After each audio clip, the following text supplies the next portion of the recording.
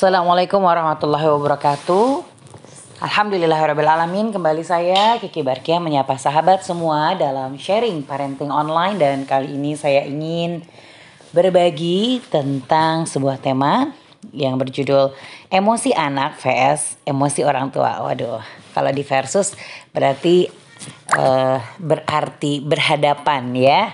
Dan memang kenyataannya keseharian kita tidak terlepas dari perilaku yang diiringi oleh emosi atau emosi yang kemudian mengiringi munculnya perilaku.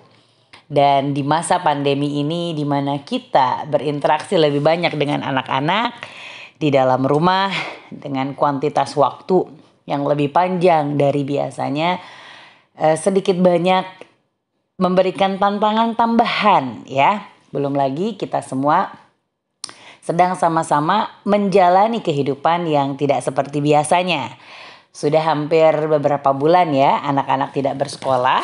Tentu ada emosi tertentu yang muncul ya, bahkan semakin menguak dengan kenyataan mereka kehilangan beberapa kesempatan khasnya dunia anak-anak ya, yang tentunya ragam emosi anak-anak saat ini mungkin sedikit banyak memberikan tantangan yang juga mendorong kita untuk merespon dengan emosi tertentu ya. Oke, sebelum kita membahas tentang bagaimana emosi anak dan bagaimana emosi orang tua serta bagaimana emosi terbaik yang harus kita tunjukkan ketika menghadapi emosi anak serta bagaimana kita berupaya untuk mengelola emosi anak dan mengelola emosi kita. Ayo kita sama-sama membahas terlebih dahulu dampak dari munculnya rantai emosi negatif ya, karena dengan ini kita akan termotivasi untuk mencari solusi karena kita tahu bahwa ada berbagai keburukan atau permasalahan yang mungkin terjadi kalau kita tidak mengelola emosi ini dengan cara yang baik. Oke, jadi apa itu emosi? Kalau menurut kamus, emosi itu luapan perasaan yang berkembang dan surut dalam waktu singkat, atau keadaan dan reaksi psikologis dan fisiologis seperti kegembiraan, kesedihan, atau mungkin ketakutan, keharuan, kecintaan, atau keberanian. Sering sekali kita mendefinisikannya secara sempit ya. Aduh, lagi emosi nih.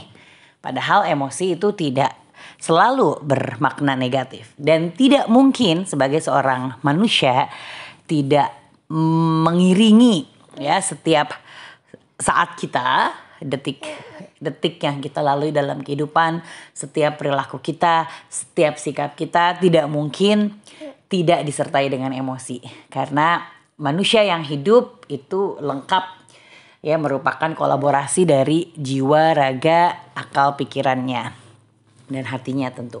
Oke, jadi kita sering terjebak dengan emosi negatif. Anak-anak juga sering mengungkapkan emosi negatif dan sangat manusiawi ya. Ada perasaan-perasaan atau variasi-variasi emosi seperti marah, kecewa, sedih gitu ya, bahkan salah dalam menempatkan emosi. Apalagi kita sebagai manusia biasa. Rasulullah SAW saja manusia termulia itu memiliki variasi emosi ya. Kadang beliau terharu, kadang beliau bersedih, kadang beliau kecewa, kadang beliau marah. Bahkan di dalam Islam, di dalam Al-Quran ya, kata-kata marah itu tersurat, tetapi yang perlu dilakukan adalah menahan amarah. Bukan tidak boleh marah, karena marah adalah satu perasaan yang alamiah terjadi dan sangat manusiawi sebagai respon dari keadaan. Tetapi poinnya adalah bagaimana kita mengelola marah. Bukan tidak boleh berduka, tetapi bagaimana kita mengelola rasa duka atau sedih kita ya. Bahkan terkadang perasaan sedih atau terharu itu justru mencerminkan kepekaan hati kita dan kehalusan rasa kita. Jadi kalau lempeng tanpa emosi itu juga bisa jadi merupakan tanda-tanda bahaya gitu ya, sehingga anak-anak tidak terlalu merespon sesuatu itu dengan emosi yang tepat.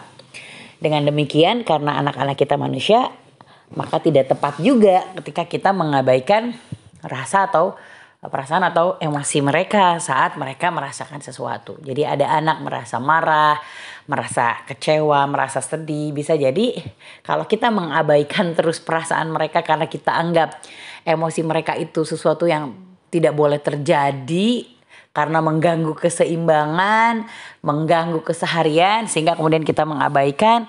Bisa jadi anak-anak mungkin tumbuh lempeng gitu ya, sehingga dia tidak tahu kapan harus marah karena bagi dia marah itu dilarang, atau tidak boleh menunjukkan kesedihan karena selama ini diabaikan perasaannya, nggak boleh terlihat sedih, nggak boleh kecewa, harus nerima terus apa yang disuruh sama orang tua, harus ngikutin terus apa kata maunya, sehingga tidak ada ruang-ruang yang diberikan gitu ya kepada seorang manusia, karena tidak diperlakukan secara kemanusiaan yang dihargai dengan variasi emosinya. Nah, sekarang kita masuk ke rantai emosi negatif. Jadi banyak emosi negatif dari orang tua itu kemudian secara berproses mengakibatkan munculnya emosi negatif pada anak. Contoh katakanlah ketika anak-anak baru lahir ke dunia. Ya, seorang bayi pasti lahir dengan butuh banyak bantuan. Dan pada saat itu orang tua mudah kelelahan ya. Sehingga kalau emosi negatif ini tidak kita kelola, banyak orang tua yang mungkin merasa emosinya tidak karuan. Pada saat itu juga mungkin teruji keikhlasan kita dalam mengemban amanah. Maka kemudian kalau sampai emosi negatif itu diwujudkan dalam perilaku kasar kepada anak-anak yang berusia 1 tahun, di mana mereka masih berada pada fase trust vs mistrust, ya, membangun kepercayaan kepada dunia, di mana anak-anak itu membutuhkan perasaan aman, nyaman, dan justru akan menimbulkan permasalahan di masa yang akan datang. Kalau di tahap pertama saja dia sudah merasa bahwa dunia itu tidak membuat dia aman, tidak membuat dia nyaman, sehingga dia mungkin mudah cemas dan mudah tidak percaya dengan lingkungannya, sehingga bisa berdampak pada perkembangan emosi di masa yang akan datang. Jadi pernah tuh ada teman saya yang cerita baru punya bayi 1 bulan, dengan segala kerepotannya hampir pengen membanting anaknya, sampai dilarang sama suaminya, "Ibu, awas ya bu, jangan sampai ibu nyesel," gitu ya. Atau pada perkara yang lebih sederhana, secara halus ada seorang sahabiah yang mengambil bayi gitu ya dari pangkuan Rasulullah dengan cara yang mungkin buru-buru ya, walau alam sekasar apa, tetapi kemudian Rasulullah menegur. Ya, beliau mengambilnya hanya gara-gara anak ini pipis, dan Rasulullah menyampaikan pipisnya bisa dibersihkan, tetapi luka di dalam hati anak lebih susah untuk dibersihkan. Jadi ada rantai negatif yang berawal dari seperti itu. Belum lagi nanti nambah lagi ketika masa tantrum tiba. Ada orang tua yang tidak siaga. Mungkin karena tidak tahu perkembangan anak, tidak tahu bahwa tantrum itu wajar karena keterbatasan verbal mereka dalam mengungkapkan persoalan. Atau bisa jadi tahu tapi memang kondisi emosi kita itu tidak mampu merespon itu sebagai bagian dari proses pengasuhan dan pendidikan. Karena poinnya adalah bukan kenapa sih anak tantrum, tapi bagaimana saat anak itu tantrum sehingga mereka bisa mengurangi kadar tantrumnya, mengurangi frekuensi tantrumnya, mengurangi dampak dari tantrumnya, bahkan perlahan minim sekali tantrum. Ya, saya katakan minim karena setenang-tenangnya, seanteng-antengnya anak rasanya nggak pernah lah ya sampai benar-benar clear tidak pernah tantrum, karena pada dasarnya mereka membutuhkan waktu lah untuk benar-benar mengungkapkan pandangan dan pikiran mereka sebagaimana layaknya orang dewasa mengungkapkan pandangan dan pikirannya. Tetapi mungkin cara mewujudkan kemarahan atau keterbatasan atau rasa frustasinya itu memang sangat dipengaruhi oleh kondisi kepribadian anak. Ada yang mungkin tantrumnya lebih rawan untuk terjadi, bahkan lebih hebat kadarnya setiap kali itu terjadi ya.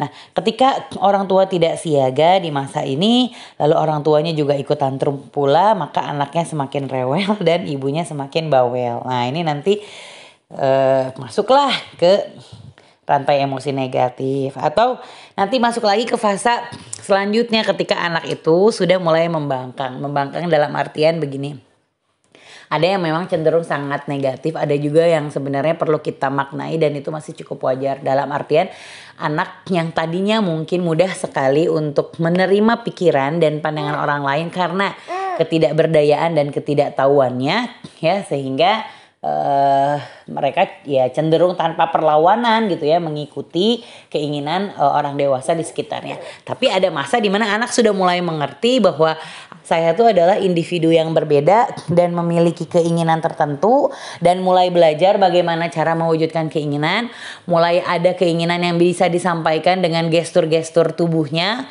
untuk menyatakan pendapatnya yang mungkin kadang beda caranya dari kita ya. Bahkan pada anak dengan karakter tertentu ini sudah mulai muncul dari sangat kecil ya. Saya punya anak ini nih yang di sebelah saya nih, ini yang 1 tahun, itu Masya Allah gitu ya, kelihatan sekali sudah berjiwa kepemimpinannya, sudah ingin memutuskan sendirinya. Itu pada usianya baru 1 tahun 2 bulan, tapi sudah nggak mau disuapin, sudah pengen sendiri dan bisa marah kalau pada beberapa hal dia dibantu karena ingin sekali dia melakukan sendiri. Nah, pada saat anak mulai memiliki pendapat tersendiri yang terkadang terkesan membangkang ini, orang tua jadi bertampang garang, kemudian anak juga semakin memberontak dan orang tua jadi semakin galak ya. Maka mengalirlah kemudian rantai emosi negatif ya. Kemudian setelah udah mulai sering galak gara-gara ini, anaknya makin memberontak lah, mulailah kemudian anak-anak tuh jadi segan sama orang tuanya yang tadinya mungkin deket, tapi karena hubungannya terlanjur renggang, akhirnya orang tua mereka itu tidak mereka jadikan kawan ya. Lalu kemudian anaknya semakin menjauh, apalagi sudah masuk pada sosiosentris di mana mereka lebih pengen bersama teman-temannya, dan terasa sekali tuh kalau saat ini di masa pandemi mereka semua di rumah dan bukan termasuk tipe keluarga yang dekat dengan anak-anaknya, hangat hubungannya dengan orang tuanya. Ketika mungkin healing mereka itu biasa mereka lakukan di luar dengan melakukan hal-hal yang mereka senang bersama teman-teman mereka, sehingga mereka terlupakan lah punya masalah hubungan dengan orang tuanya. Nah, sekarang ketika di rumah hal itu jadi lebih susah gitu, kita berhadapan dengan seseorang yang tidak dekat dengan kita dalam tanda kutip itu dalam durasi yang lebih lama ya. Maka setelah anak-anak ini menjauh, renggang, tidak jadi kawan nih, anak-anaknya yang mulai menjauh, baru kita kemudian mulai mengeluh gitu ya. Paling anak-anak model ini kalau di rumah akhirnya larinya asik sendiri ya. Dan mereka cenderung kalau tidak sedang pandemi sih, anak-anak yang asik sendiri ini mungkin akhirnya lebih banyak main gitu ya, ngebolang terus, supaya interaksi dengan orang tuanya itu cuma sebentar aja malam, habis itu nggak lama kemudian mereka juga tidur gitu. Dan mereka cenderung mungkin agak malas untuk mendengar kata-kata orang tua lagi ya.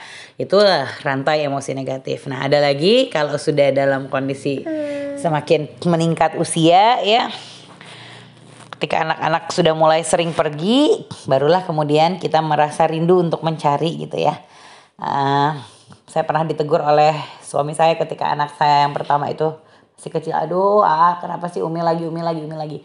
Suami saya bilang, Mi, nikmati anak yang masih nyariin kita, suatu saat kita nyariin mereka. Dan benar gitu ya, ketika anak saya yang pertama sudah keluar negeri ya, namanya kalau sudah sibuk apa pasti kita duluan yang menghubungi. Sama orang tua kita juga kadang kita pak-pikpuk dengan segala macam beban khas orang tua muda ya, yang mungkin masih punya anak-anak kecil, yang mungkin masih secara finansial masih berusaha untuk stabil, itu punya keluangan waktu untuk relax dan kemudian berpikir ngehubungin siapa ya. Nah, itu mungkin lebih banyak orang tua yang karena kondisi kosong, nggak ada teman gitu kan, ngontak-ngontakin anak-anaknya.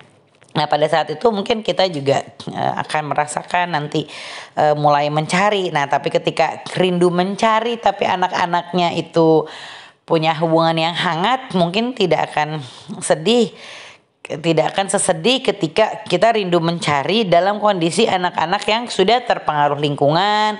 Mereka tuh ada sih secara fisik bisa dijamah, tapi secara hati mereka nggak lagi bersama kita, nggak lagi digenggam sama kita gitu ya, nggak lagi dalam kendali dan kontrol kita gitu. Barulah kemudian ketika kita merasa anak-anak ini mudah terpengaruh lingkungan, kita yang sebagai orang tua jadi uring-uringan gitu ya.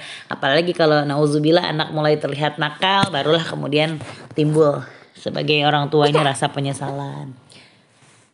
Nah rantai emosi negatif selanjutnya ketika dari kecil tuh anak-anak mulai merenggang gara-gara kita yang kurang sabar, gara-gara kita yang kurang pandai mengelola emosi ketika mereka kecil, lalu kemudian terlanjur susah diarahkan. Nauzubillah kalau sampai kondisi anak mendekati maksiat, barulah kemudian para orang tua ini mengingat gitu ya perkara akhirat ya. Apalagi kalau sudah sampai ternyata anak jauh dari berbakti, lalu kita kemudian merasa sakit hati. Nah kalau sudah anak gak berbakti, kita sakit hati, nah barokah kan berkurang gitu ya. Maka kalau barokah berkurang, bahagia juga bisa berkurang, bahkan bisa menghilang ya. Nah nauzubillah jangan sampai pada saat tibanya kita wafat, kita justru gak punya simpanan untuk akhirat kita. Nah jadi hal-hal yang mungkin hari ini terjadi dan kita pikir it's okay, ternyata bisa saja berpotensi pada sesuatu yang sangat jauh dan itu sangat-sangat bertentangan dengan apa yang kita harapkan. Nah dengan demikian mengingat ada kemungkinan ya potensi dari ketidaksabaran kita mengelola perasaan anak-anak ini pada saat mereka kecil, membuat mereka tumbuh menjadi pribadi manusia yang kurang dapat mengelola emosi ya, lalu kemudian berpengaruh pada pilihan-pilihan hidupnya, pola pikir dalam menjalani kesehariannya, bagaimana cara mereka menghadapi persoalan, mengelola konflik, bahkan bagaimana cara mereka menghabiskan waktu ya. Itu mungkin berkaitan dengan kehilangan otoritas kita sebagai orang tua yang jadi susah untuk mengatur kehidupan mereka. Nah, jadi mari kita sama-sama mempelajari agar rantai emosi negatif ini tidak sampai jauh ya, mengakibatkan dampak negatif seperti yang tadi saya ceritakan. Ya, maka benarlah ya sabda Rasulullah SAW bahwa untuk membuat anak itu dapat berbakti kepada orang tuanya, ternyata anak itu perlu dibantu sejak dini ya. Jadi dari Abu Hurairah radhiyallahu an, Rasulullah SAW bersabda, bantulah anak-anak kalian memiliki sikap baik dan mau berbakti. Barang siapa yang menghendaki maka ia dapat mengeluarkan benih-benih sikap durhaka dari si anak. Jadi memang anak-anak yang durhaka terhadap orang tua itu bisa jadi tidak sepenuhnya berasal dari kondisi mereka yang memilih untuk itu. Tetapi ada proses yang mungkin terjadi dan ada tahapan yang mungkin terlewatkan sehingga kita tidak mengeluarkan benih-benih sikap durhaka. Justru pengasuhan dan sikap yang kita munculkan itu menyuburkan benih-benih kedurhakaan itu, nauzubillah ya. Maka sinyal itu jangan ditunggu sampai membesar, jangan juga apalagi ditunggu sampai meledak. Mulai dari ya bantahan-bantahan kecil, kita juga perlu harus terus ya mengevaluasi diri, memperbaiki hal-hal yang perlu kita perbaiki sehingga mengundang keberkahan di dalam keluarga kita, yang keberkahannya bisa memperbaiki bakti anak-anak kita. Entah itu dalam bentuk perbaikan sikap kita kepada pasangan, sikap kita kepada orang tua, dan juga melakukan amalan-amalan lain yang mengundang keberkahan meskipun tidak ada secara langsung ya yang dilakukan kepada anak. Seperti misalnya menolong agama Allah dengan berdakwah, atau menolong orang lain dengan sedekah gitu ya, sehingga amalan-amalan itu mudah-mudahan bisa memperbaiki keadaan diri kita, salah satunya adalah menjadikan Allah ridho, ya, mengkaruniakan anak-anak yang berbakti kepada kita. Baik, tadi yang ekstrim seperti itu ya. Sekarang efek emosi negatif yang level ringan saja ya dulu ya. Jadi tadi mulanya rantai emosi negatif ketika kita mulai nggak sabar, itu kadang membuat kita ya terpengaruh dalam membangun pola komunikasi, sehingga komunikasi yang muncul adalah komunikasi menyimpang. Ya, kita akui sebagai manusia pasti komunikasi menyimpang ini pernah kita lakukan, tapi seberapa sering, intens, itu mungkin kadarnya berbeda-beda. Atau bahkan diantara kita, na'udzubillah, sudah yang menjadi attitude sehari-hari, sehingga anak-anak lebih banyak mengingat bahwa kita itu sebagai pribadi yang memang sering melakukan itu. Komunikasi menyimpang seperti menyalahkan, menyudutkan, membandingkan, atau marah-marah berlebihan, menasehati dengan cara menggurui tapi tidak mencari tahu akar permasalahan dan motif anak melakukan sesuatu. Kemudian jarang sekali memberikan apresiasi positif pada anak-anak. Lebih perhatian terhadap kekurangan anak dibandingkan kelebihan anak. Lebih perhatian saat anak melakukan kesalahan dibanding saat anak melakukan dengan cara yang benar. Jadi ini sering sekali ya mungkin kita lakukan. Ibu-ibu bayangkan kalau kita bekerja dalam suatu kantor yang kalau kita berprestasi itu gak pernah kelihatan sama bos. Justru kalau kita melakukan kesalahan sekecil apapun itu pasti ketahuan terus. Atau kita benar melakukan sesuatu tapi dicari-cari kesalahannya. Mudah sekali menyalahkan, mudah sekali menyudutkan. Apalagi sakit hati kalau kita terus dibanding-bandingkan secara tidak adil gitu ya. Atau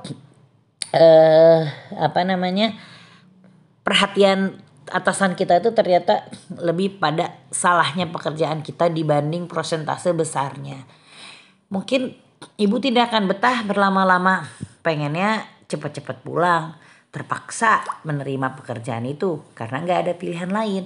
Kalau ada yang bisa memayungi yang lebih baik, memberikan gaji yang lebih besar, dengan sikap yang lebih baik, ingin pergi dari pekerjaan itu? Tentu.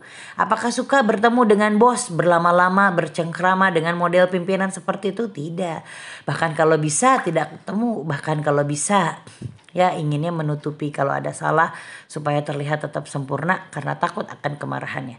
Nah mungkin anak-anak kita juga begitu. Bisa jadi na'udzubillah mereka menanti kapan mereka mampu untuk segera keluar dari rumah kita.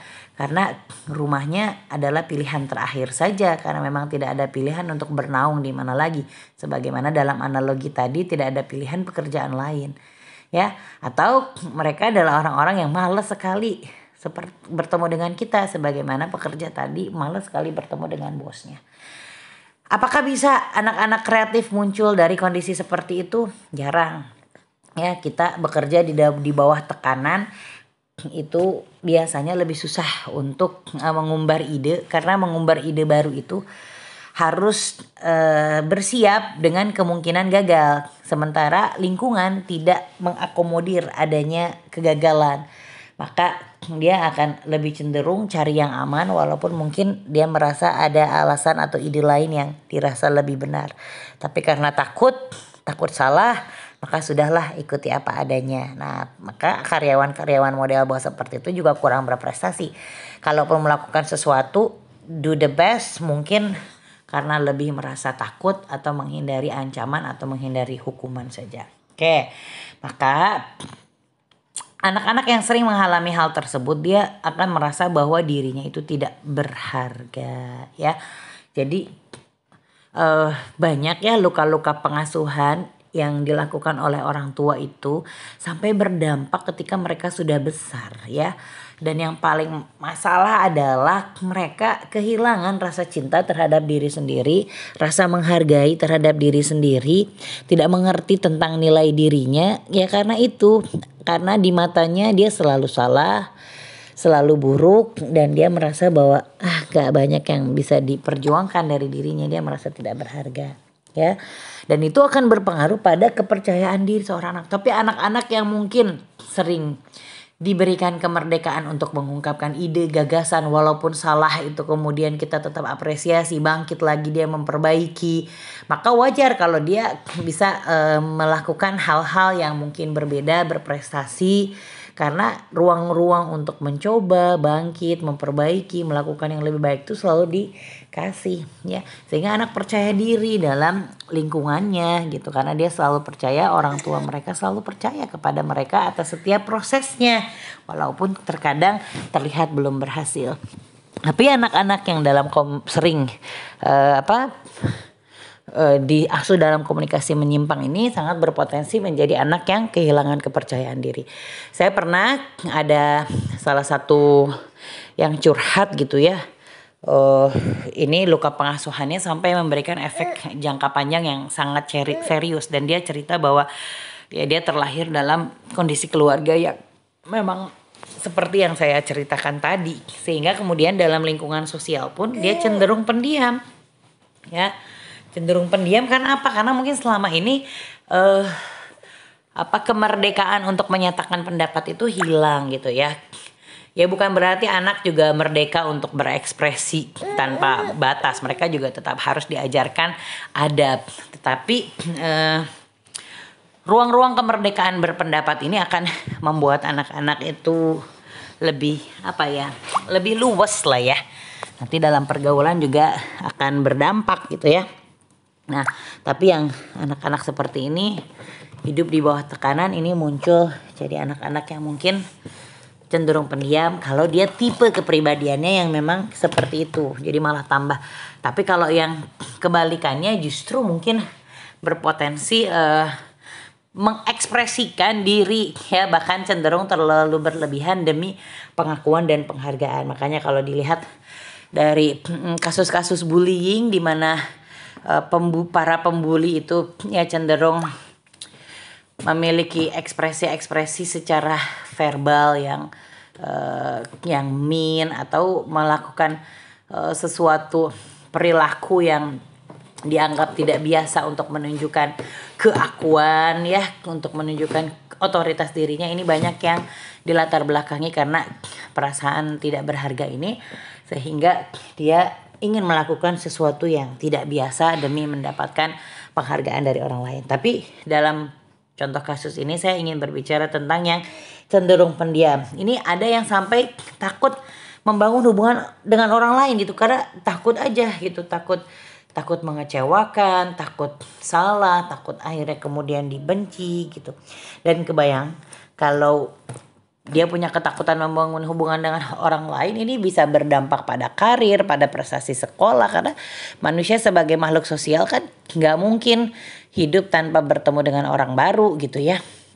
Makanya skill untuk membangun hubungan dengan orang lain itu penting, termasuk bagaimana variasi menghadapi setiap orang yang mungkin memiliki perbedaan karakter. Ini juga harus kita ajarkan. Dan saya sendiri pribadi ya, dengan punya anak banyak dengan variasi karakter itu ternyata secara nggak langsung membuat anak-anak juga belajar bahwa setiap orang itu kadang perlu diperlakukan sedikit berbeda menyesuaikan dengan karakter masing-masing.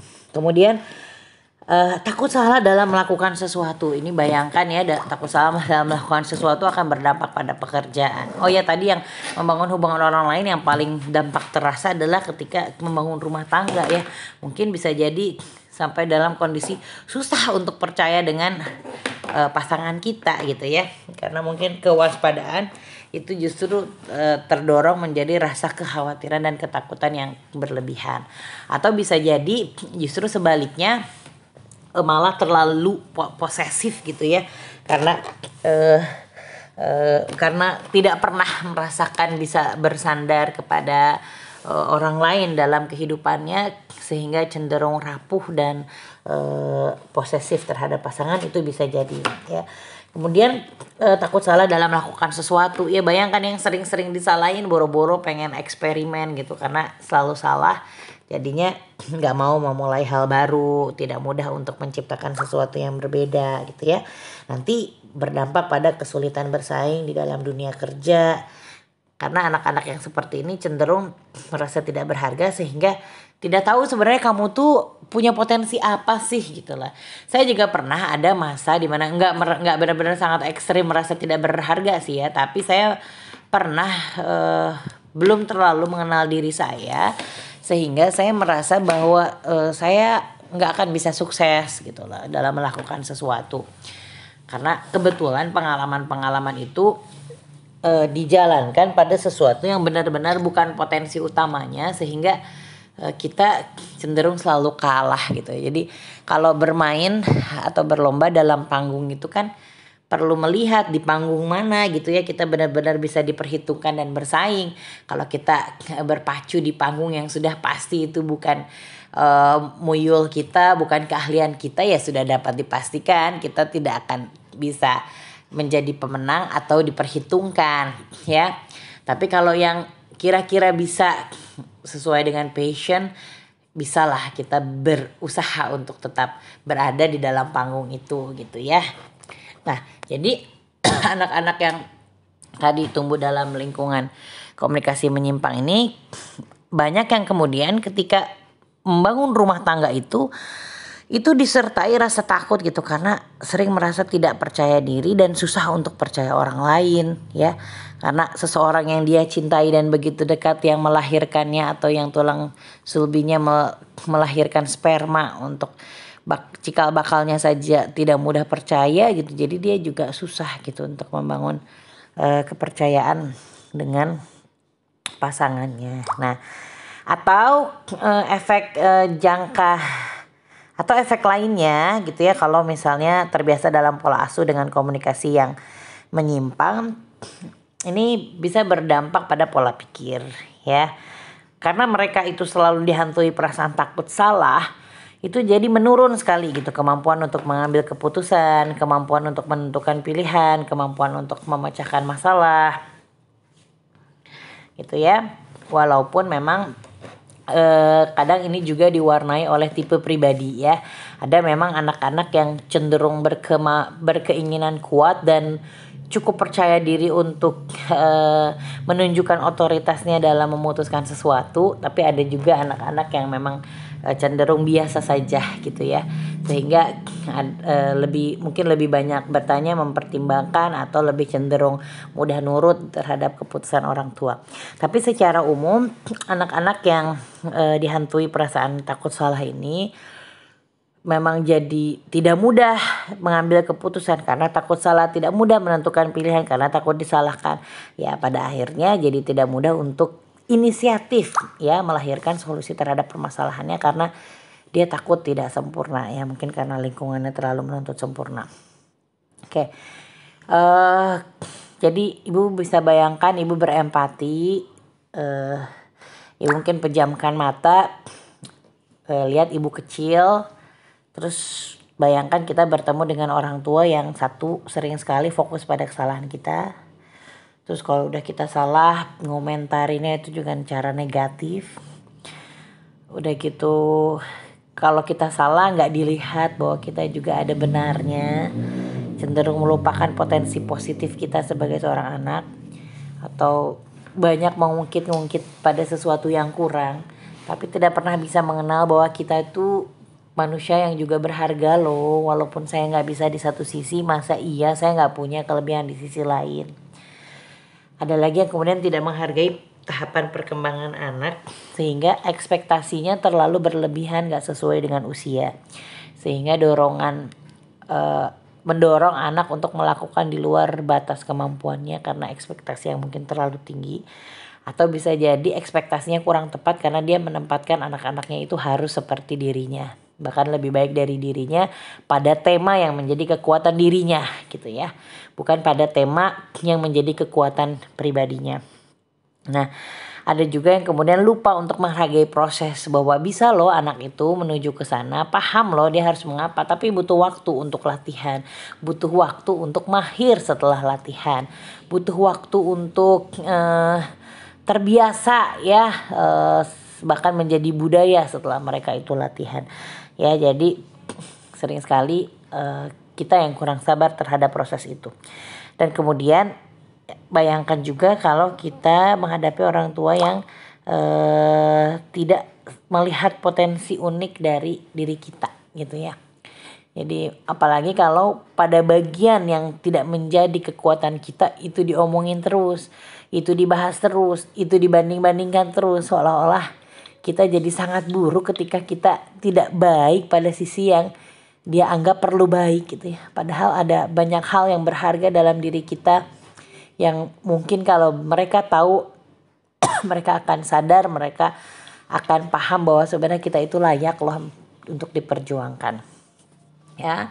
Kemudian yang selanjutnya adalah kalau misalnya kondisi anak-anak bertemu dengan orang tua yang seperti itu, kebayangkan mereka itu akan menjadi anak yang susah untuk menghargai dirinya sendiri, ya. Jadi ada perasaan ya, gue mah bakal selalu gagal, kayaknya gue nggak bisa deh, kayaknya gue nggak bisa gitu ya. Dan pola asuhnya tidak membuat dia akhirnya bisa menemukan kekuatannya, menemukan potensi dan kelebihannya. Ya kalau sudah tidak tahu, bagaimana kita bisa mengembangkannya gitu ya.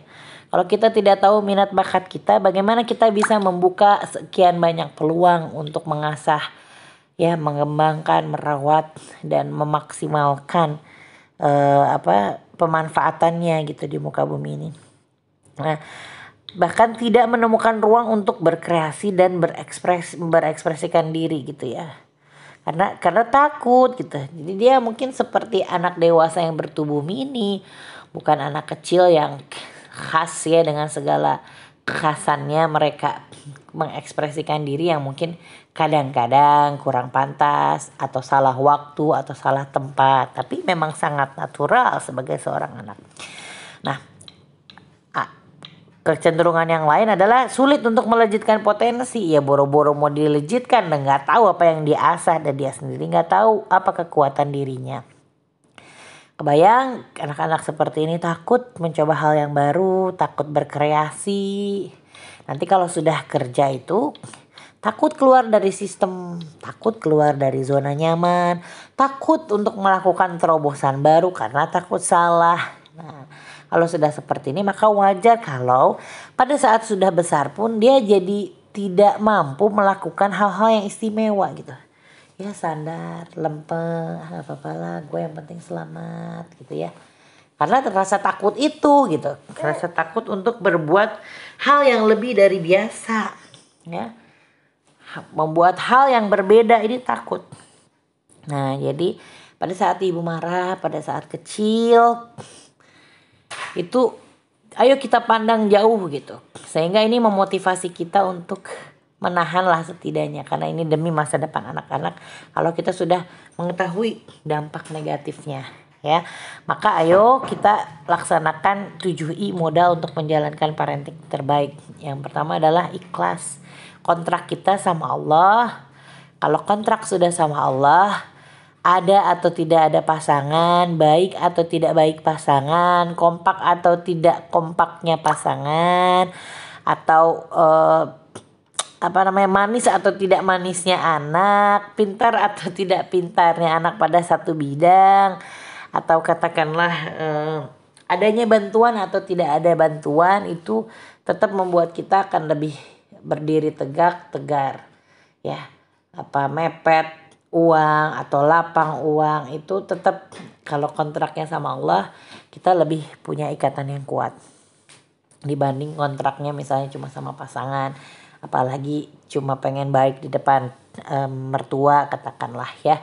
Jadi mudah menyerah kalau tidak bersandar pada kontrak kepada Allah. Kemudian ada itikat gitu ya, itikat dari kita untuk menjalankan visi misi kita di dalam pengasuhan, itikat untuk memperbaiki diri, itikat untuk meluangkan waktu, mengupgrade diri dan mengupgrade keluarga, apapun ya, punya itikat lah, punya cita-cita, punya tekad ya, karena itu akan menjaga energi kita dari kelelahan. Saat kita lelah, saat kita menyerah, saat kita buntu, ingat energi sama dengan MC kuadrat. Energi sama dengan motivasi dikali cita-cita kuadrat. Nah, cita-cita ini adalah itikat kita. Maka kalau kita kuat itikatnya, itu energinya tambah besar ya.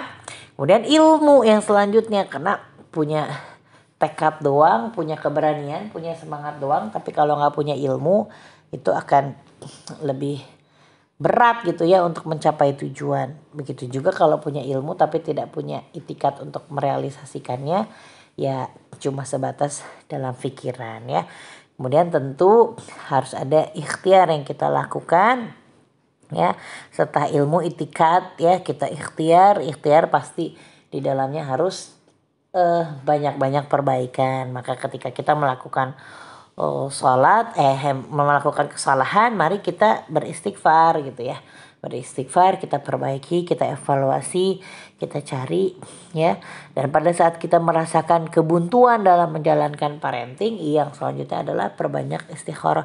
Artinya jangan mengasuh itu cuma sendirian, ya.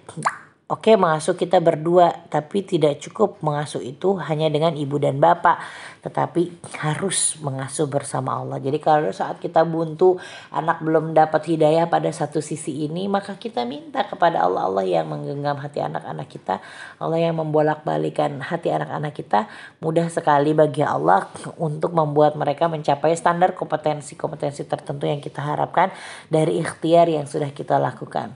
Lalu terakhir baru iradat Allah, ya, kita terima sebagai kehendak Allah yang insya Allah yang terbaik, ya. Oke, jadi bagaimana kita sekarang sudah sama-sama memahami, ya, untuk berhati-hati dalam mengekspresikan emosi kita dan menaruh perhatian besar untuk mengelola emosi kita sehingga melahirkan kebaikan-kebaikan sikap yang berdampak pada kemaslahatan yang lebih besar, ya. Nah, sekarang untuk bisa melakukannya ada beberapa prinsip lain yang mungkin harus kita install, ya, di dalam pikiran supaya kita bisa lebih sabar dalam melakukan pengasuhan. Saya menyingkat ini dalam Anakmu Ladang Surgamu, ya. Pertama adalah anugerah, ya. Anak adalah anugerah dari Allah. Mereka adalah warisan berharga yang akan jadi simpanan kita. Tidak semua orang memiliki anugerah ini, maka perlakukanlah mereka di atas dasar cinta dalam keadaan dan perasaan apapun agar kelak mereka dapat menjadi simpanan terbaik kita.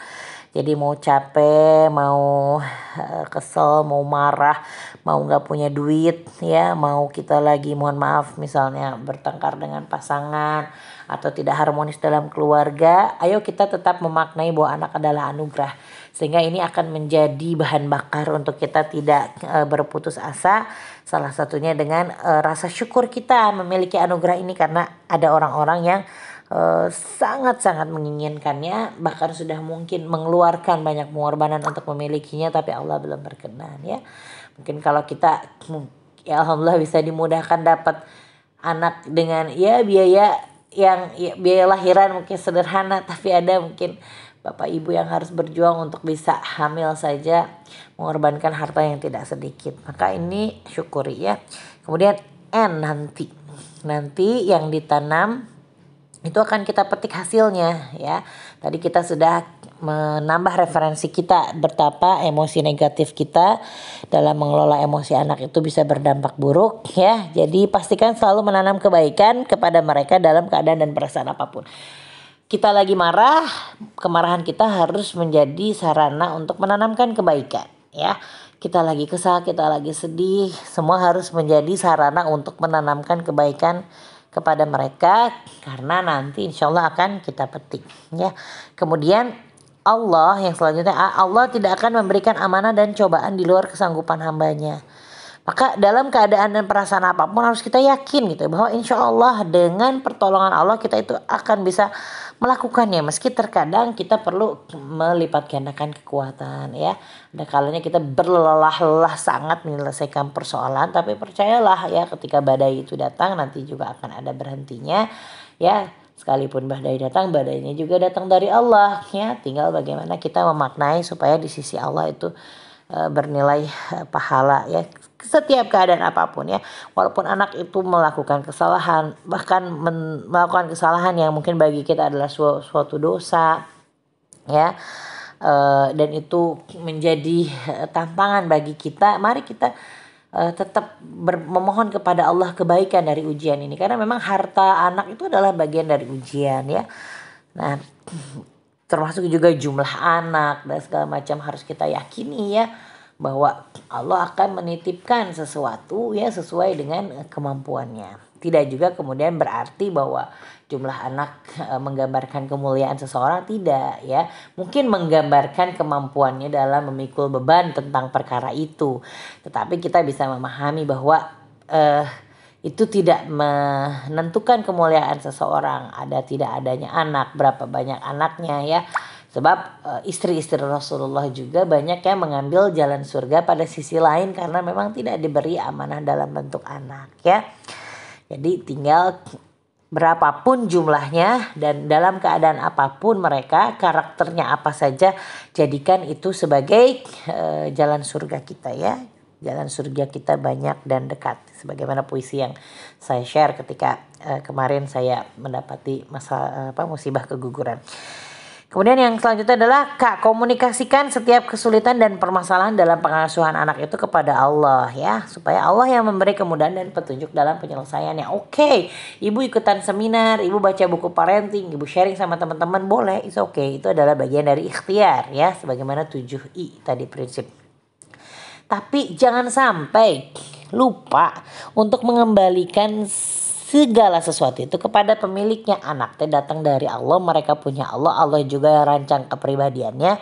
Maka minta petunjuk. Saya sering sekali ya kalau misalnya udah agak give up gitu, pakai cara apa gitu untuk meluruskan satu sisi ini. Misalnya ada sifat-sifat atau standar kompetensi yang masih belum juga tercapai dari seorang anak gitu ya. Kita minta sama Allah kekuatan itu. Allah yang kasih kita anak, Allah mudah sekali menginstalkan itu kepada kita semua.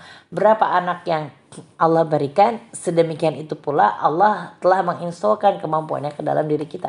Tetapi tidak semua aplikasi yang diinstal dalam suatu device atau peralatan itu dioptimalkan ya. Jadi bisa jadi kita tuh sebenarnya punya loh kemampuan. Saya dikasih 7, berarti insya Allah Allah tuh sudah menginstalkan ke dalam diri saya bisa menjadi ibu 7 anak. Tapi saya mau pakai atau tidak, saya mau eksplor atau tidak, maka minta petunjuk ya sama Allah pada setiap kesulitan dan permasalahan yang kita hadapi. Dan harus yakin yang selanjutnya adalah ya, kan anakmu ladang surgamu. Yang selanjutnya adalah mereka itu terlahir dalam fitrah kebaikan ya. Mereka terlahir dalam fitrah kebaikan. Jika kita menjaga kesucian dan tidak merusak fitrahnya dengan selalu mengajarkan kebaikan, insya Allah mereka akan selalu dalam keadaan baik-baik saja ya. Karena sebenarnya mengajarkan kebaikan itu harusnya lebih mudah daripada mengajarkan keburukan. Karena sejatinya fitrah mereka yang suci itu mereka akan melawan kalau itu sesuatu yang sangat buruk gitu ya. Cobalah lihat mereka tulus, kadang kalau mau ngasih teman aja tulus gitu ya, karena nggak mikir harga, nggak mikir apa gitu ya, semua yang ada yang dia punya. Kalau dia lagi pengen kasih gitu ya, dia akan kasih. Mungkin orang dewasa yang sudah banyak pengalaman justru malah berpikir banyak gitu ya, ketika ingin memberi. Tapi ketulusan anak karena fitrah jiwa yang suci lebih mudah untuk menjalankan kebaikan itu. Terus kemudian yang selanjutnya untuk memilih sikap, manusia diilhamkan 2 jalan oleh Allah. Ada jalan fujur dan jalan takwa. Jadi maka sangat wajar kalau misalnya kita sesekali melihat sikap negatif anak, walaupun kita tidak merasa mengajarkannya gitu ya. Karena tiba-tiba kok kepikiran sih ada ide kayak gitu. Karena memang manusia ada ilham jalan fujur juga. Jadi inisiatif mereka, intuisi mereka ya, atau naluri mereka mungkin mengarahkan, mencoba pada sesuatu yang sedikit berlawanan gitu ya, walaupun kita tidak mengajarkannya. Tetapi tetaplah istiqomah mengajarkan kebaikan dan meluruskan perilaku yang buruk, tanpa peduli kapan sebenarnya nasihat kita ini benar-benar akan bekerja untuk menjadi perilaku yang berbuah menjadi perilaku baik mereka. Nah seringnya kan kita nggak sabar ya gitu, pengen nyiramnya cuma 2 kali, tiba-tiba langsung tumbuh tanamannya. Nggak mau nyiangin karena emang males, pengennya cuma ngasih-ngasih, tapi nggak mau menghindarkan mereka dari hal-hal yang merusak gitu ya. Jadi karena pengen instan, akhirnya begitu di waktu yang singkat belum terlihat berbuah, yang ada perasaan kita kecewa ya. Kemudian selanjutnya untuk memilih sikap, itu udah. Lihatlah lebih dalam. Jadi supaya kita lebih sabar, kita perlu melihat lebih dalam. Apa sih motif seorang anak itu melakukan sesuatu? Karena pasti setiap orang itu punya alasan untuk melakukan sesuatu, walaupun sesuatu yang dilakukan itu sangat buruk, sangat terlihat jahat, bahkan berdosa gitu ya. Nah, tujuannya adalah supaya kita lebih bijak dalam respon perilakunya. Karena sesuatu yang terlihat salah dalam pandangan kita itu bisa jadi merupakan suatu pengalaman belajar yang mengesankan bagi mereka. Buat kita sabun habis, buat mereka sabun, kalau saya tuh pernah, anak-anak tuh senang banget kalau di rumah neneknya itu kasih sabun di lantainya kan kayak lantai yang lurus gitu loh, nggak ada sela-selanya. Jadi mereka tuh main perosotan pinguin yang pakai perut gitu. Bagi mereka itu eksplorasi. Kalau kita mau ngelihat itu satu kesalahan, itu mungkin eksplorasi yang kata sebagai orang mungkin tidak pantas. Paling kalau saya mengarahkan bagaimana mereka tidak mubazir dalam eksplorasinya. Jumlah sabun katakanlah yang digunakan tidak berlebihan. Ya, karena mereka tidak bisa dibawa ke tempat salju, maka mereka membuat arena seluncur tersendiri seperti pinguin. Nah, bagi kita mungkin kesalahan, bagi anak itu mungkin eksplorasi. Anak-anak pengen minum susu sendiri, susunya dia tuangkan lalu kemudian tumpah, itu nampak salah, tapi bisa jadi itu benih-benih awal kemandirian di masa yang akan datang. Saya diskusi nih ya sama pembantu saya. Saya alhamdulillah punya khadimat yang tipenya tuh kayak saya. Anak tuh dibiarin aja dulu, dia eksplor, dia bikin-bikin apa sendiri, nanti juga kita bisa beresin bareng-bareng. Jadi nggak stres di awal. Nah, kayak misalnya anak saya yang kecil 1 tahun 3 tahun kadang pengen makan sendiri, nggak mau dibantu, ya nggak apa-apa gitu ya, kurang-kurang dikit, upret-upret sedikit. Itu satu proses, tapi pada akhirnya ya saya juga merasakan anak-anak yang tambah besar itu karena senang, dia terbiasa masak, akhirnya kalau mereka lagi nggak suka pun mereka bisa mandiri. Nah jadi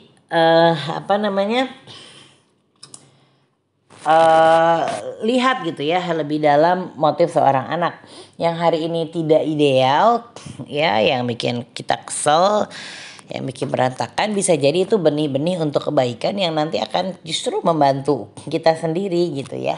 Dan saya merasakan sekali anak-anak karena terbiasa saya biarkan bereksplorasi pada beberapa hal yang saya masih kira aman, ya pada saat saya sakit, pada saat saya harus repot dengan adiknya, itu anak-anak ya bisalah diandalkan untuk menyiapkan makan siang walaupun misalnya cuma sederhana atau menghangatkan masakan karena memang terbiasa masak sendiri. Atau ketika mereka itu sedang tidak cocok dengan lauk, saya nggak terlalu ambil pusing untuk anak yang besar karena dia bisa mengeksplorasi kulkas dan membuat makanannya sendiri ya.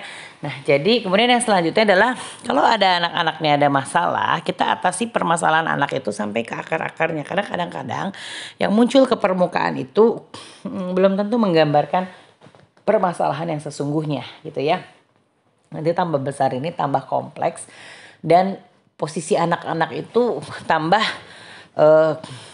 setara sebagai manusia dewasa seperti kita. Jadi harusnya tidak semudah seperti ketika kecil yang lebih mudah kita arahkan, tapi ada sikap-sikap yang perlu kita kita lihat latar belakangnya gitu ya, sehingga kadang-kadang kita perlu menghargai pilihan-pilihannya walaupun bertentangan dengan kita, untuk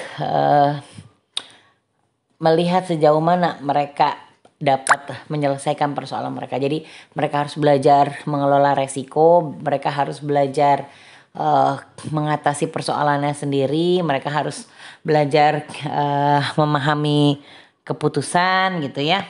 Nah jadi kalau menemukan masalah, kita juga perlu melihat akar masalahnya seperti apa gitu.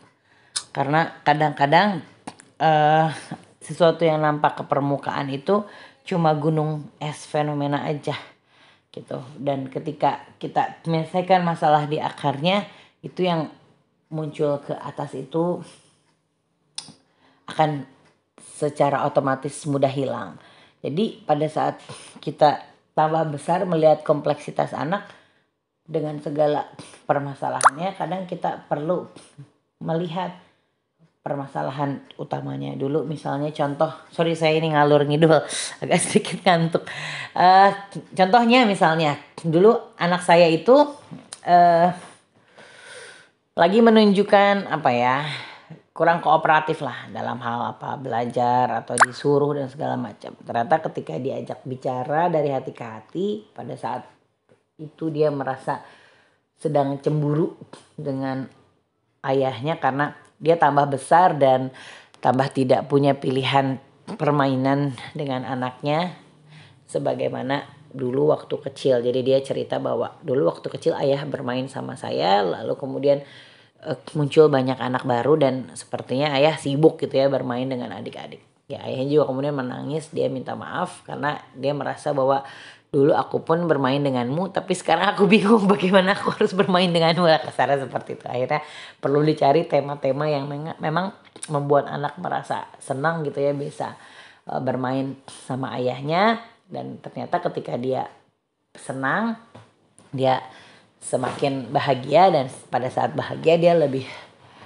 rela dan mudah untuk bekerja sama dalam merealisasikan tugas-tugas dan tanggung jawab yang sesuai dengan yang kita harapkan. Ya, sorry ini agak panjang dan tadi kayaknya sempat error fokusnya. Oke, kemudian selanjutnya adalah D. Dalam setiap tahapan usia, anak memiliki kapasitas intelektual dan emosional tersendiri. Jadi kita perlu memahami tahapan perkembangan kemampuan anak ya, supaya membantu kita menaruh ekspektasi yang lebih tepat. Saya selalu mengistilahkan kalau kita mau berperang ya, kita harus tahu medan perang kita. Siapa yang kita hadapi ya, seperti apa orangnya, usianya berapa, karena setiap tahapan usia itu akan memunculkan tantangan-tantangan sendiri. Saya punya 18 sesi materi tangguh dan terarah pengasuhan 0 sampai 7 tahun. Itu satu-satu diurai ya. Jadi tantangan yang kemungkinan ada seperti apa, milestone yang kemungkinan muncul ya, secara umum perilakunya, tahapan perkembangannya seperti apa. Lalu ilmu untuk menghadapi tantangan, ilmu untuk menstimulus supaya anak-anak bisa mencapai standar kompetensi yang wajar di tahapan usia tersebut. Nah, itu akan, kalau kita tahu itu, kita terbantu sekali untuk menaruh ekspektasi yang lebih tepat. Ya iyalah umurnya masih segitu gitu loh. Ya iyalah dia perkembangannya masih seperti ini, jadi wajar. Sehingga fokus kita adalah memperbaikinya, bukan menyalahkan kenapa anak-anak belum sesuai dengan harapan kita. Nah, kalau ngaco menaruh ekspektasinya, ini bikin kita mudah emosi. Apalagi kalau tipenya adalah tipe perfeksionis ya, tipe yang pengen perfect semuanya. Udah pengen perfect, salah pula naruh ekspektasi. Kasihan anak-anaknya kemudian jadi terjebak ya dalam ambisi orang tua. Ada hal-hal yang mungkin saya juga berlindung kepada Allah, mudah-mudahan itu tidak terjadi gitu. Dan sering saya keluhkan, saya agak khawatir anak-anak itu kan karena homeschooling, jadi lebih ke kita tuh kan sebagai guru gitu ya, atau sebagai coach gitu ya, yang mungkin kadang-kadang kan sedikit berbeda. Karena saya pernah nonton satu film yang ternyata ada seorang anak yang merasakan permasalahan itu ketika si ayahnya itu jadi coach dalam bidang olahraga yang dia ikuti gitu ya. Dan ternyata dia lebih bahagia ketika dia pindah ke klub orang lain dengan coachnya orang lain, karena dia ingin salah satunya dampak positifnya adalah dia ternyata jadi punya ayah gitu. Jadi dia menginginkan Anda gitu sebagai ayah saya, bukan sebagai coach saya. Jadi ada dualisme yang mungkin tidak mudah gitu dirasakan. Yang saya sendiri mungkin ya kadang-kadang peran gurunya itu atau peran coachingnya itu mungkin kadang harus diperbesar, yang membuat kita sedikit membedakan lah ya, yang mungkin anak-anak kadang-kadang juga tidak mudah untuk menerima itu gitu ya, karena dia adalah ibu saya, dia adalah ayah saya gitu ya. Walaupun potensi kebaikannya juga sangat banyak, tapi tantangan-tantangan itu ada. Oke, kemudian yang selanjutnya, anak tidak terlahir seperti kertas kosong ya. Anak terlahir sebagai karunia dengan potensi yang unik beserta temperamen bawaannya masing-masing. Oke, jadi kalau kita tahu bahwa anak beda, gak usah lah kita banding-bandingin ya. Makanya kita perlu memahami keunikan potensi anak dan temperamen bawaannya. Dan temperamen bawaan ini kelihatan gitu kadang-kadang dari kecil. Kalau ibu bisa memahami ya bahwa ada kekhasan-kekhasan tertentu lah dari setiap karakter anak ini, itu nanti mudah-mudahan akan membuat kita lebih tepat lah dalam merespon atau membangun lingkungan yang paling cocok untuk tumbuh kembangnya. Kalau anak-anak ini lebih menggunakan rasa daripada logika pada saat bersikap, maka fokus kita dalam menyelesaikan persoalannya adalah menjaga rasanya dulu, menjaga perasaannya dulu gitu ya. Baru kemudian perlahan mengajak dia untuk berpikir secara logis menyelesaikan persoalan. Atau anak-anak yang sangat keras dan dia baru bisa dirubah pandangan dan keyakinannya ketika kita menembak logikanya gitu. Mungkin anak-anak seperti ini tidak terlalu membutuhkan ekspresi perasaan kita, tidak juga terlalu ingin mendengar bagaimana empati kita dalam hal rasa dalam bentuk kata-kata. Dia pengennya buktiin aja deh kalau emang sayang, kalau emang peduli, kadang-kadang perhatian, gak usah pakai kata-kata. Nah, jadi dengan kita tahu bahwa keunikan mereka itu adalah potensi yang bisa melahirkan kebaikan, mudah-mudahan kita juga bisa merespon ya dan membangun lingkungan yang lebih tepat ya. Jadi kadang-kadang kelebihan anak-anak ini bisa jadi titik kelemahannya, begitu juga titik kelemahan yang dalam pandangan sekilas kita ini sebenarnya bisa jadi potensi yang besar. Tinggal bagaimana kita memahami dan menempatkannya sesuai dengan tempatnya, karena pada dasarnya setiap anak adalah satu paket lengkap, bukan produk gagal, karena setiap manusia itu mendapatkan kesempatan yang sama untuk beribadah kepada Allah. Maka dalam keadaan potensi dan keunikan temperamen apapun, anak-anak itu berpotensi jadi anak solih yang taat beribadah kepada Allah. Hanya saja mungkin dengan cara-cara yang berbeda sesuai dengan kekuatannya.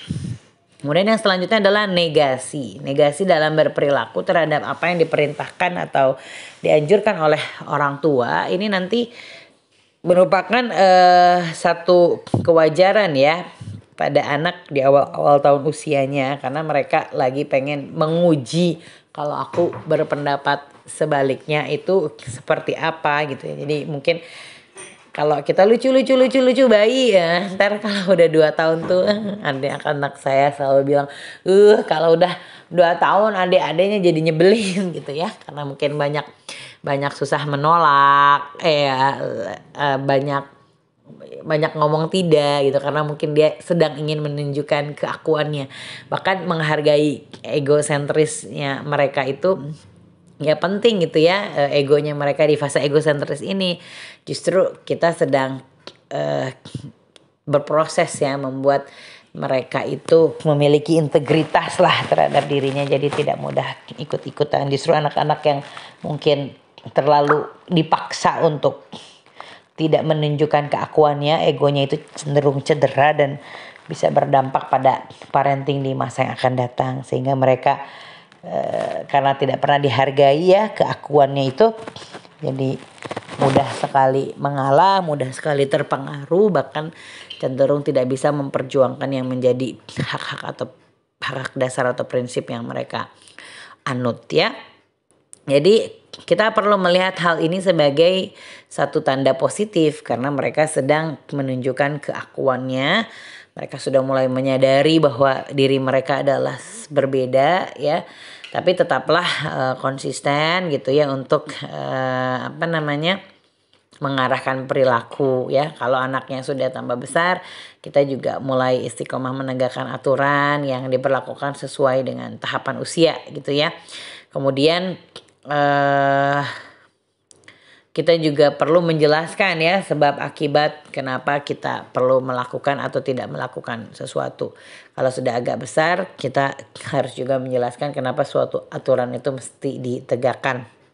Nah, tapi kalau negasi terhadap perintahnya itu cenderung masih sering dilakukan pada usia yang lebih besar, dalam artian yang mudah membangkang. Nah, mungkin perlu ada beberapa perbaikan pola komunikasi dan hubungan yang dibangun antara anak dengan orang tuanya. Kemudian yang selanjutnya, nggak mungkin ya kehidupan kita itu nggak punya gangguan ya. Ada gangguan eksternal, ada ketidaknyamanan, ada perasaan tidak aman, ada perubahan suasana, karena nggak mungkin lurus-lurus aja dan punya cerita yang sama setiap harinya. Terus kemudian tidak terpenuhinya kebutuhan dasar anak seperti makan, tidur, itu biasanya memicu perilaku negatif. Kalau pada saat kecil mereka cenderung mungkin lebih mudah rewel ya. Makanya memenuhi kebutuhan dasar ini akan mengurangi munculnya perilaku negatif, termasuk juga menjalankan rutinitas yang standar ya. Maka kalau anak-anak berusia kecil terutama itu perilaku negatif yang muncul, coba perhatikan hal-hal sederhana di sekitar mereka yang mungkin berubah tidak seperti biasanya yang menjadi penyebab munculnya perilaku negatif. Sama misalnya ketika anaknya tiba-tiba kok jadi mundur, jadi banyak penurunan. Oh, ternyata sebenarnya masalah utamanya adalah dia cemburu karena punya adik baru ya. Saya juga pernah merasakan fase seperti itu, di mana anak saya yang sangat ceria misalnya di sekolah tiba-tiba jadi pendiam, lalu ketika berdiskusi sama orang gurunya gitu, ternyata mungkin ada hal yang berubah setelah kelahiran adik, sehingga itu berdampak pada sikap dan prestasinya di sekolah. Kemudian kalaupun kita mau menyampaikan nasihat ya, pengen meluruskan perilaku, ayo kita cari suasana yang lebih tenang dan penuh kasih sayang, sedemikian hingga mereka lebih siap untuk mencerna dan menerimanya gitu ya. Cari waktu dan momentum yang paling pas dalam menyampaikan nasihat. Jadi kadang-kala kalau kasusnya terjadi, bisa jadi kita mungkin cukup memberikan beberapa kalimat untuk menghentikan sesuatu yang membuat kemudaratan lebih besar. Tetapi pada saat lain kita perlu membahasnya lebih panjang sehingga anak-anak menjadikan kesalahan atau perbuatan yang tidak sesuai harapan itu menjadi momentum pelajaran bagi mereka. Yang jelas kita harus berpikir objektif di atas pemahaman bahwa anak-anak ini masih berproses untuk dari tidak tahu menjadi tahu, dari tidak mahir menjadi mahir, dari tidak terbiasa menjadi terbiasa, sampai kemudian mungkin menjadi kepribadian, menjadi budaya. Dan juga terkadang kalaupun sudah tahu, sudah paham, sudah mahir, sudah terbiasa, bisa jadi mereka juga sesekali lupa ya.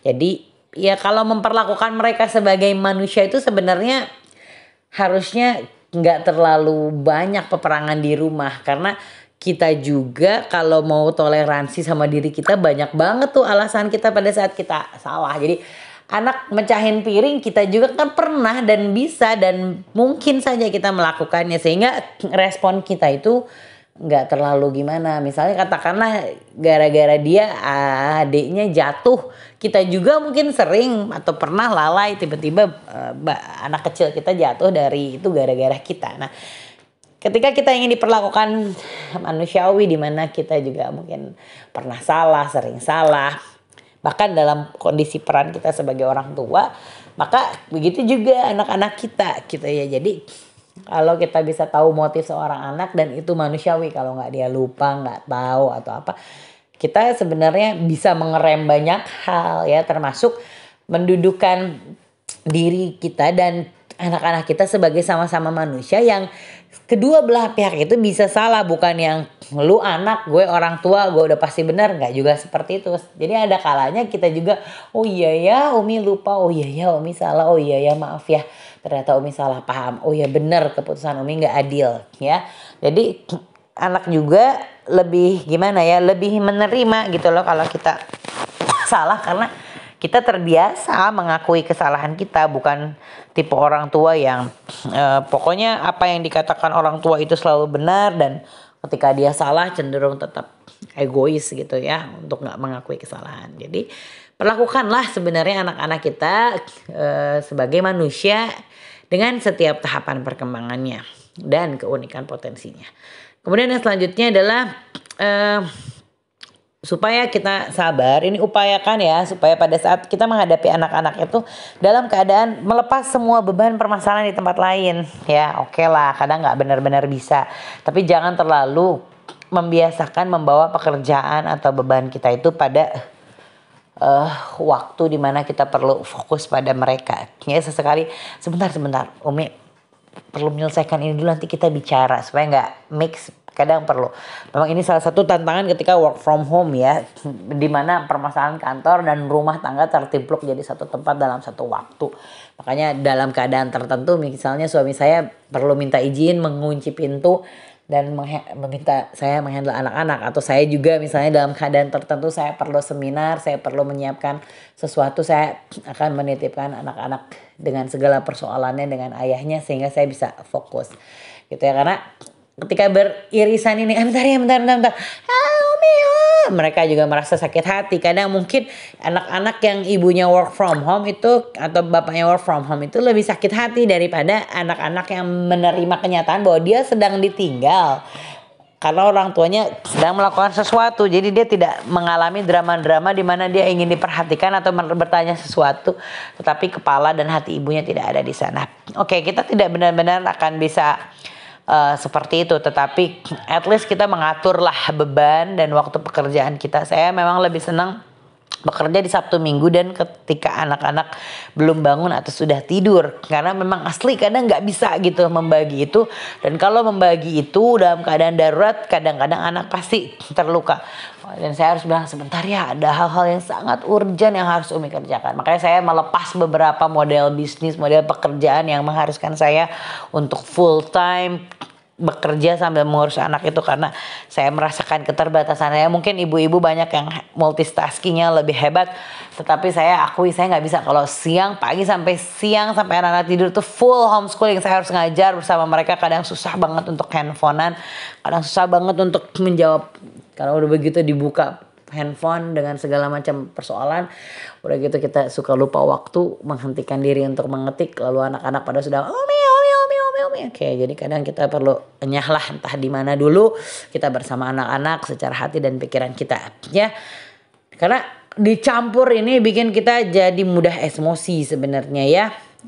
Belum lagi kalau sudah deadline, walaupun sesekali saya harus menyiapkan, aduh sorry banget ya kayaknya hari ini Umi bakal sibuk banget. Jadi kalian harus anteng dengan kegiatan positif yang dirancang tanpa kita gitu ya, dan menitipkan adik-adik kecil itu kepada kakak-kakaknya. Nah jadi kita perlu pilah ya masalah yang kita hadapi dan selesaikan secara terpisah, dan memang harus sesuai dengan skala prioritas. Ada yang penting tapi nggak genting. Ya itu penting sih, aduh beresin ini penting tapi nggak genting. Ada yang genting walaupun nggak penting ya tetap harus dikerjain, kalau nggak efeknya bisa lebih dahsyat misalnya. Ada yang penting dan genting, dan ada yang nggak penting dan nggak genting. Jangan sampai anak-anak itu terabaikan pada sesuatu yang nggak penting dan nggak genting gitu ya. Oke, kemudian jangan juga kemudian membawa emosi negatif, entah itu di pekerjaan, entah itu di masalah dengan pasangan, masalah dengan bos, lalu kemudian tertumpah ruah dengan kondisi anak-anak kita. Pada saat anak melakukan kesalahan, bisa jadi kesalahannya sama-sama kita hadapi, tapi mungkin kita pada saat itu lebih lapang, atau teman-teman kita mungkin lebih lapang, luas, dan memang mempersiapkan diri untuk berada pada kondisi yang lebih fit dan lebih prima dalam menghadapi anak-anak. Makanya kita juga perlu mengaturnya kecepatan karir kita, perluasan bisnis kita itu mengikuti kondisi anak-anak. Jangan kemudian babak belur gitu ya, bisnisnya hancur, anak-anak juga nggak kepegang, akhirnya nggak dapat dua-duanya gitu ya. Memang kita perlu sabar kapan kita perlu merayap, merangkak, dan nanti ada masa-masanya insya Allah kita bisa sprint lebih panjang ketika kita sudah lebih tenang gitu ya. Anak sudah lebih ajak terbentuk kepribadiannya, sehingga walaupun mereka tidak sempurna tetapi kita lebih yakin lah bahwa mereka akan berada pada jalan yang relatif lurus gitu ya. Tinggal pengawasan yang perlu kita lakukan tanpa perlu secara effort kita kerepotan karena kesalahan-kesalahan kita di masa lalu. Jadi repot pada saat anak-anak kecil tuh pasti ya. Tapi repot pada saat anak-anak besar itu pilihan ya, karena ada anak-anak yang memang karena kesalahan pengasuhan kita membuat kita jadi tetap kerepotan pada saat usia dewasa gitu ya.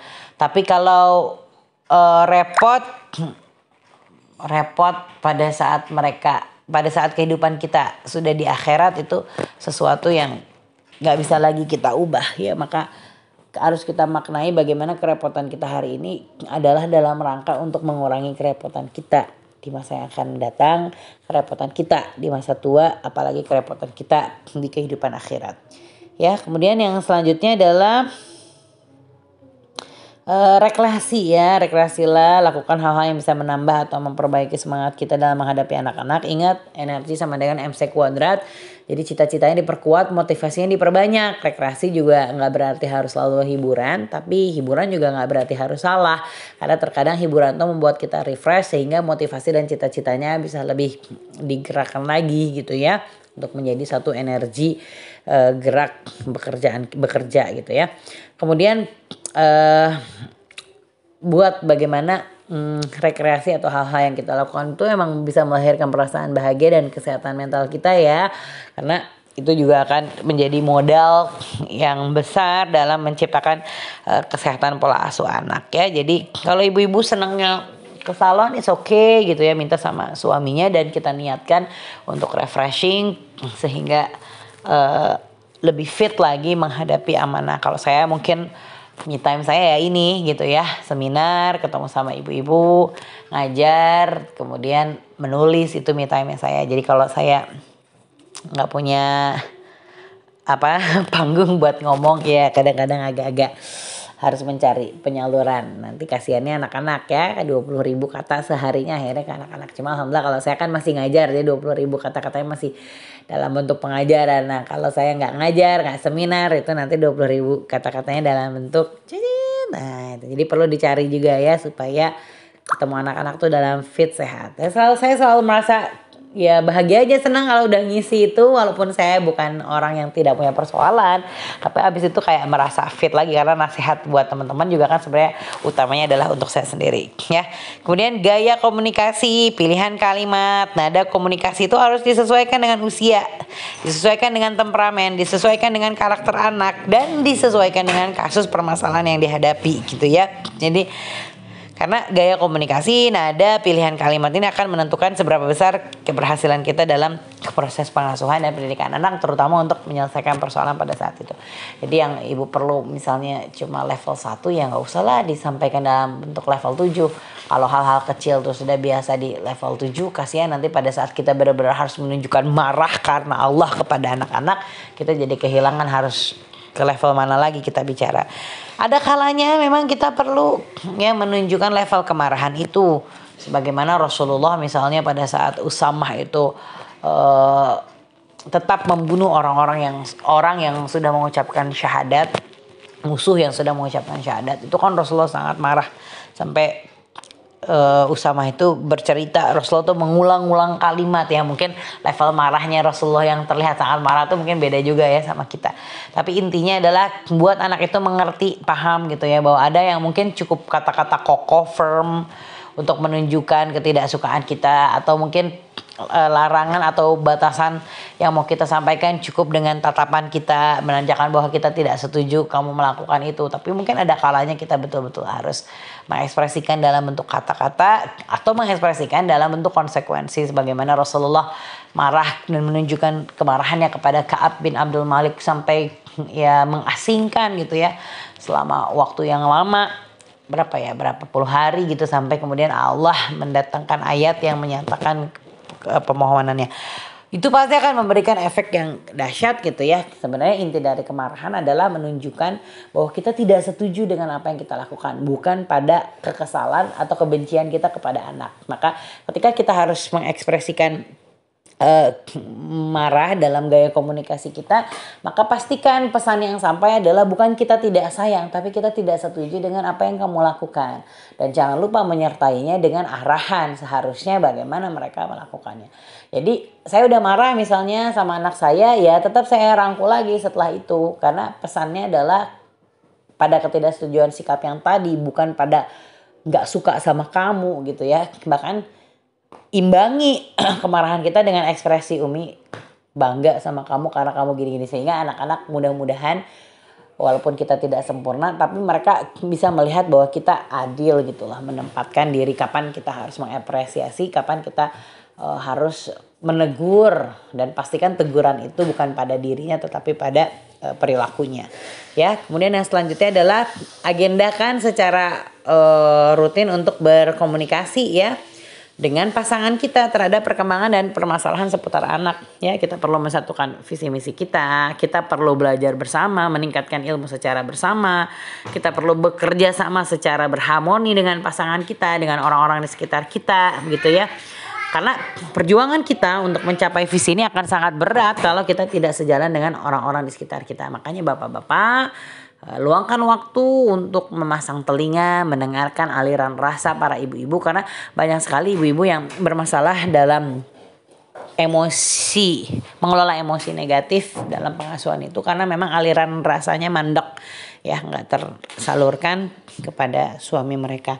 Ada yang kemudian larinya jadi cari perhatian di umum, di sosial media. Ada yang mungkin sebenarnya keselnya mah sama suami tapi pelampiasannya kepada anak.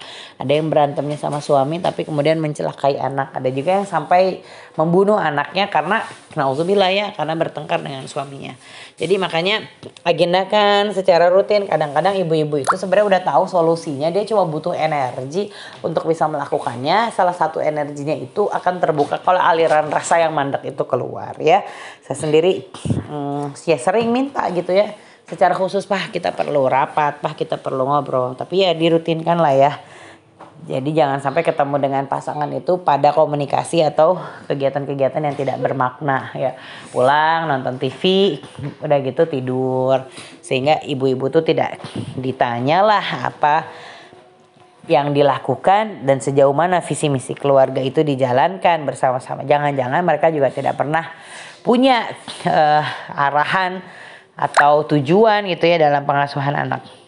Kemudian yang selanjutnya, mudahlah memberi maaf terhadap kesalahan yang bersifat tidak sengaja atau terlupa. Karena Allah pun memaafkan dosa manusia yang dilakukan dalam keadaan lupa, tidak sengaja dan terpaksa gitu ya. Nah tadi balik lagi sama pernyataan, perlakukanlah seperti manusia. Karena kita juga sering melakukan kesalahan seperti yang anak-anak kita lakukan. Mereka sering lupa, kita juga sering lupa ya. Bahkan mereka, Umi lupa, aduh Umi minta maaf, sama mereka juga gitu ya. Tapi kalau kita selalu merasa bahwa mereka harus sempurna padahal kita sendiri melakukan hal yang sama, kan itu tidak adil ya. Maka hal yang terpenting dalam menyikapi kesalahan anak ini adalah anak mengerti di mana sebenarnya letak kesalahannya. Yang penting adalah mereka dapat hikmah atau kejadian yang dialaminya. Pada skala yang lebih besar, ketika anak-anak usia besar itu saya juga sudah mulai harus melepas dengan perasaan Bismillahirrahmanirrahim, agak sedikit was-was tapi menyerahkan kepada Allah ketika harus mengajarkan hikmah itu pada sesuatu yang memang besar gitu ya. Yang besar itu dalam artian resikonya besar atau mengeluarkan uang besar.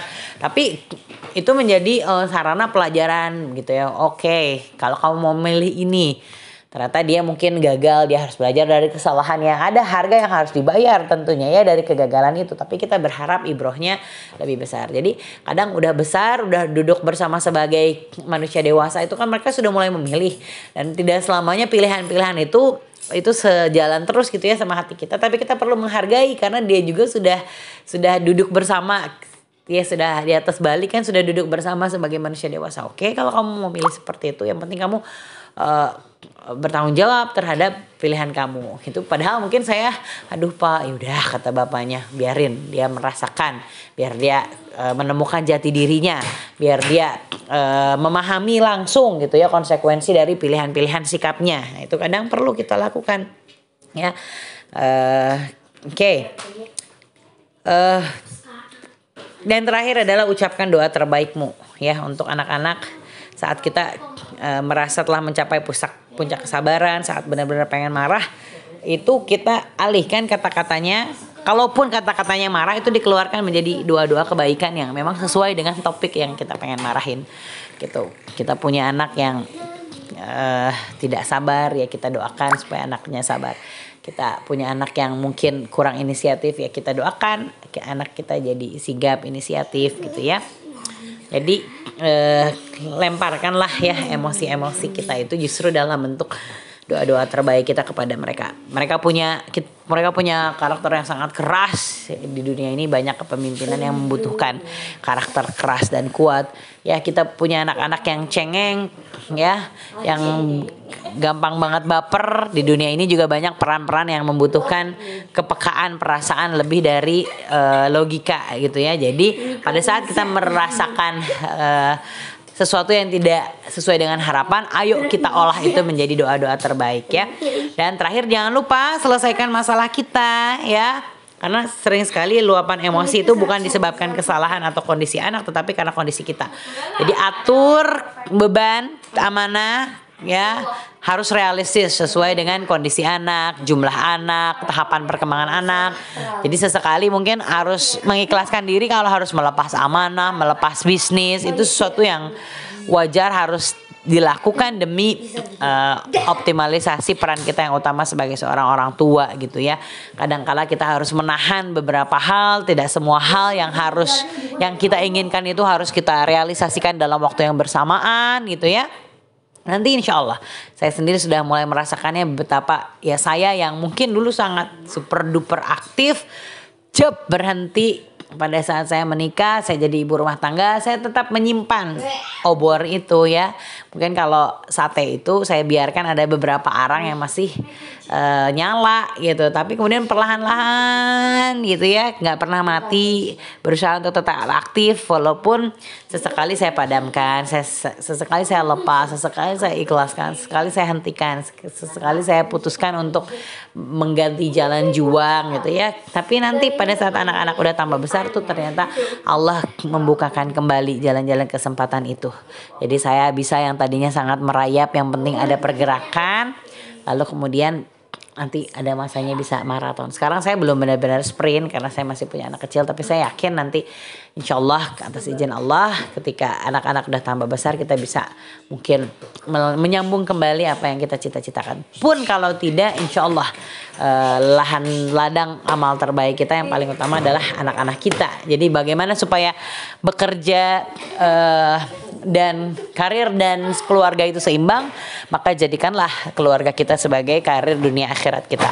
Maka sebagai seorang ibu kita cari gitu ya, bagaimana karir-karir kita, pekerjaan-pekerjaan kita yang lain itu yang justru mendukung pengasuhan anak-anak itu sendiri ya. Baik, mungkin demikian yang bisa saya sampaikan. Wabillahi taufik wal hidayah. Yang benar datangnya dari Allah, yang salah datangnya dari saya sendiri. Assalamualaikum warahmatullahi wabarakatuh.